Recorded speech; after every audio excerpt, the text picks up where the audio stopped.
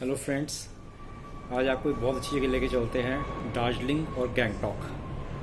बहुत से लोगों का मन करता है कि यार हम दार्जिलिंग जाएं, गैंगटॉक जाएं, बट अगेन माइंड में ये आता है कि यार खर्चा बहुत होगा, नंबर ऑफ़ डेज़ बहुत ज़्यादा चाहिए, और इन्हीं सब बातों की वजह से हम उन डेस्टिनेशंस पे नहीं जा पाते जहाँ पे हम जाना चाहते हैं। और देखा जाए हमें कोई हेल्प भी नहीं करता इन चीज़ों के लिए, क्योंकि हम जिसके पास जाते हैं वो कहते हैं ये आइटनरी है, इतने पैसे दे रहे हैं, अपना कट लेते हैं। डिटेल में कोई समझाता नहीं है क्या करना है, कैसे करना है, और कैसे यही चीज़ कम बजट में हो सकती है। क्योंकि जब इंसान को पता होता है कि मेरे पास नंबर ऑफ़ डेज़ कम है और मेरा बजट फिक्स है, इसमें कोई गाइड कर देना तो मेरे को होके आना है। तो इस काम के लिए मैं हूँ ना। ये मैंने मैं हूँ ना क्यों बोला, ये आपको इस वीडियो के एंड तक पता भी चल जाएगा। तो अब जब आपको जाना है गैंगटॉक और दार्जिलिंग, तो सबसे पहले तो आप फ्लाइट पकड़ के जाइए बागडोगरा। अब बागडोगरा में लैंड करने के बाद आपको चाहिए होगा कि यार मैं बिल्कुल नया हूँ, मेरा पहला ट्रिप है, मुझे पहले से ही यहाँ पे एक बंदा पिकअप करने के लिए खड़ा हो जो मेरे को होटल तक लेके जाए। और बहुत अच्छी ब्यूटीफुल ड्राइव है, क्योंकि आप बागडोगरा उतरते हो तो पूरा सिलीगुड़ी क्रॉस करते हैं, फिर आप गैंगटॉक पहुँचते हो। तो उस चीज़ के लिए कि आपको वहाँ पे कौन रिसीव करने आया हो। लकीली क्या होता है, जब आप प्रोग्राम बनाना शुरू करते हो ना, तो गॉड हेल्प्स यू, आपको राइट पर्सन मिलते रहते हैं और वो आपको हेल्प आउट करते रहते हैं।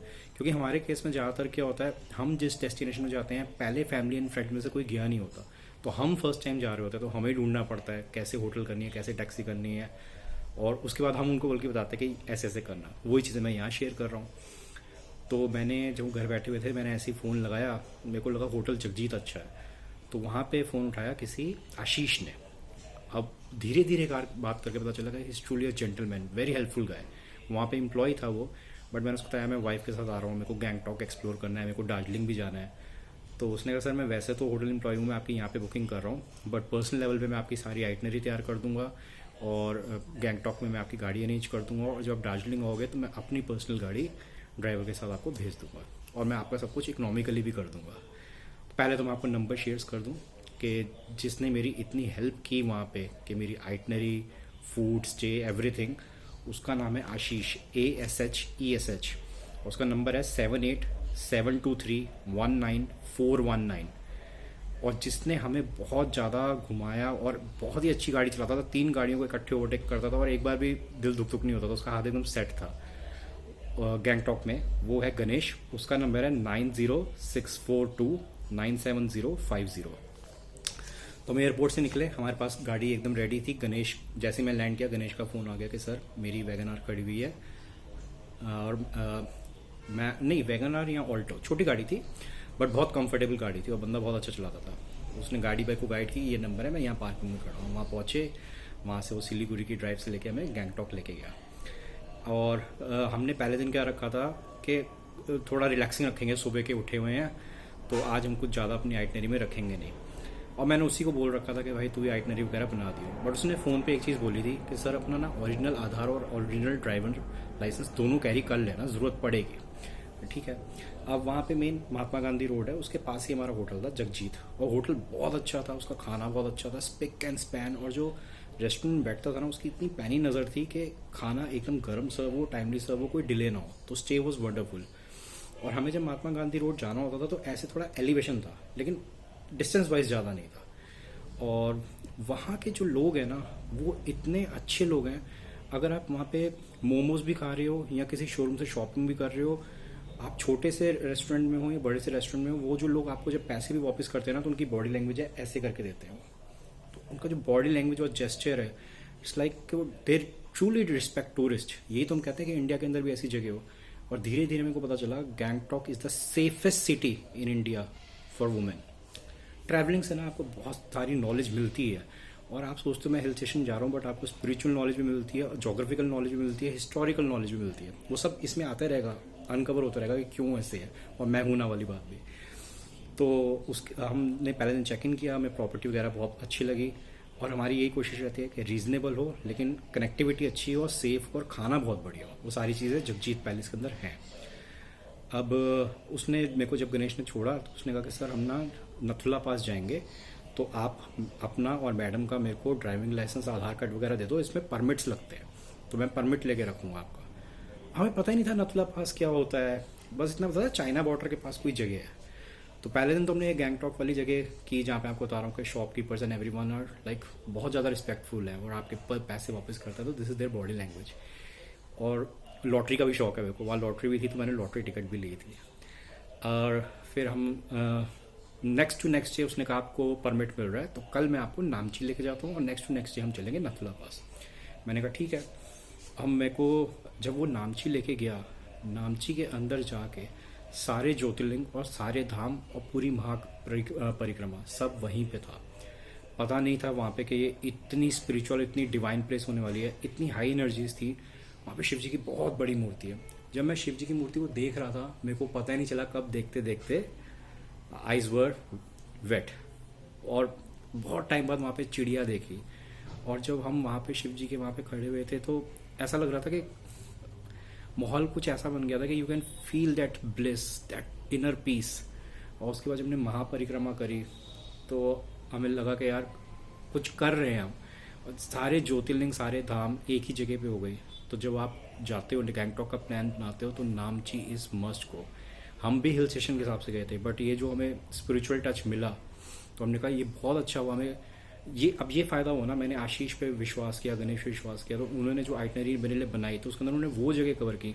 बजाय इसके कि साइट सीइंग एक मार्केट चले गए या मोनेस्ट्री चले गए। I am found of monasteries, but Namchi के एक ही जगह के अंदर आपको सब कुछ मिल गया ना, क्योंकि आपके सारे ज्योतिर्लिंग हो गए, आपके सारे धाम हो गए, आपकी सारी महापरिक्रमा हो गई। फिर उसने कहा अगले दिन का आपका नथुला पास का परमिट मिला हुआ है, ठीक है। तो अगले दिन हम नथुला पास निकले। हम कैसे अपने ट्रिप्स को शॉर्ट करते हैं कि जैसे जिसमें 6-7 दिन लगने होते हैं हम 4-5 दिन में कर लेते हैं। क्योंकि हम क्या करते हैं, सुबह जल्दी उठते हैं, हमारी आइटनरी के हिसाब से हम सुबह जल्दी उठ जाते हैं। बाय 7-7:30 वी आर रेडी, नहा धो के एकदम तैयार, ब्रेकफास्ट करके निकल जाना है। और अगले दिन का उसने बोला भी था कि बहुत टायरिंग होने वाला है, आपको सुबह बहुत जल्दी निकलना पड़ेगा क्योंकि हमें नथुला पास जाना है और स्नो होती है, मौसम किसी के हाथ में नहीं, पता नहीं कितना ट्रैफिक जैम में मिल सकता है।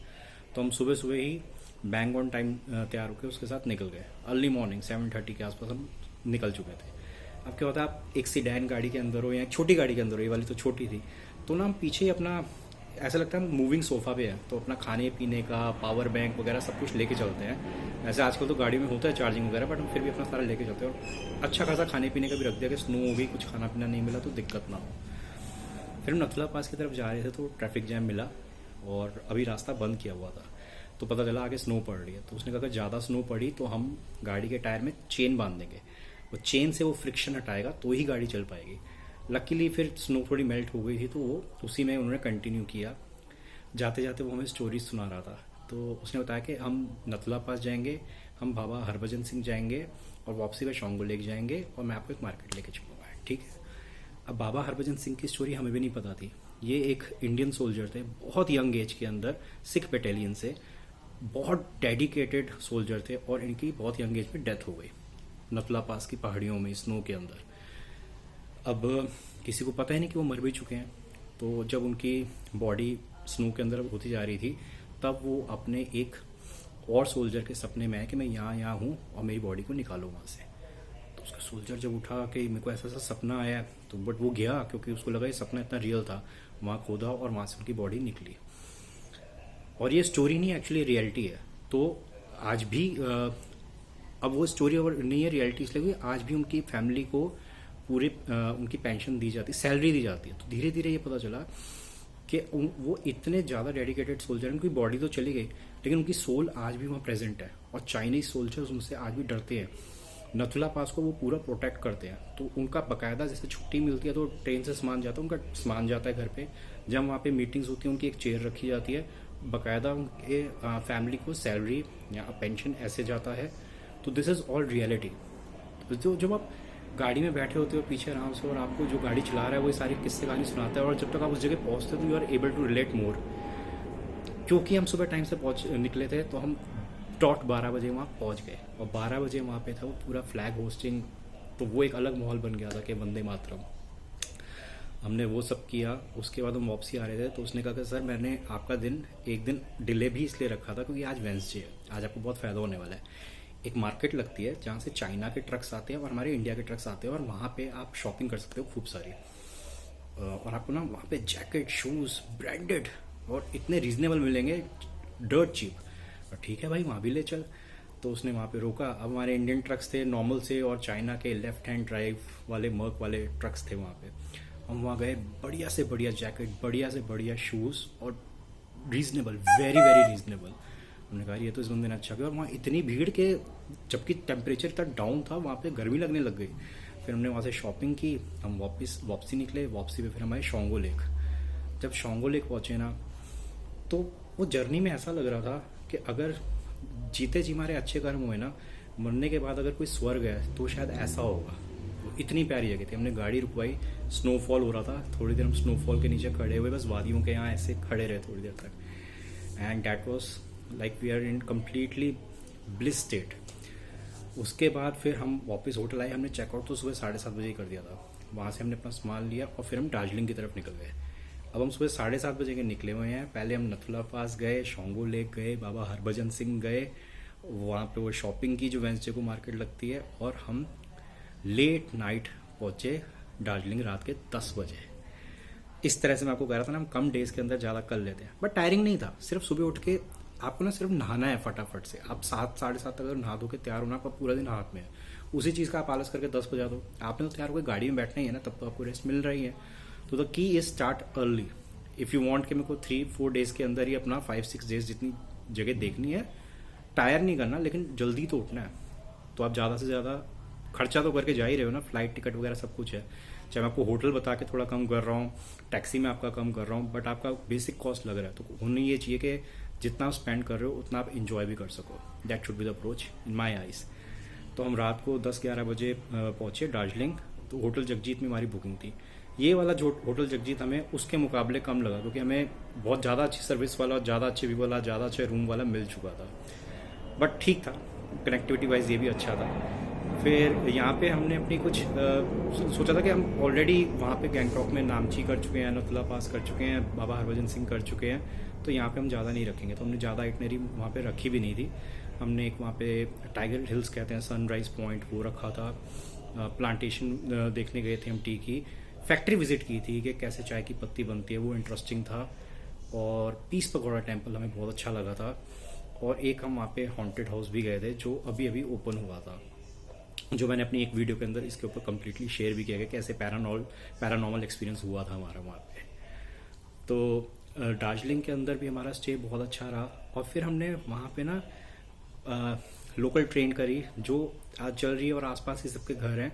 जो बर्फी मूवी है ना, उसके अंदर जो रणबीर कपूर ऐसे सामान फेंक रहा होता है, वो दार्जिलिंग की शूटिंग है। और जब मैंने आपको ट्रिप के स्टार्टिंग में कहा था ना, मैं हूं ना, क्योंकि वो जो मैं हूं ना मूवी की स्कूल की शूटिंग है ना, जहाँ से वो लटकता है, वो भी दार्जिलिंग में है। तो हमने दार्जिलिंग के अंदर वो बॉलीवुड स्पॉट्स भी देखे। तो इस तरह से जब आप ट्रिप पे जाते हैं ना, तो आपको वो हिस्ट्री, हरभजन सिंह जी की, बॉलीवुड की शूटिंग, ये सब कुछ भी देखने को मिलता है। और यही ट्रिप का मज़ा है। और बीच में मेरी वाइफ का बर्थडे था, जिसके लिए हमने स्पेशली ये प्लान बनाया था।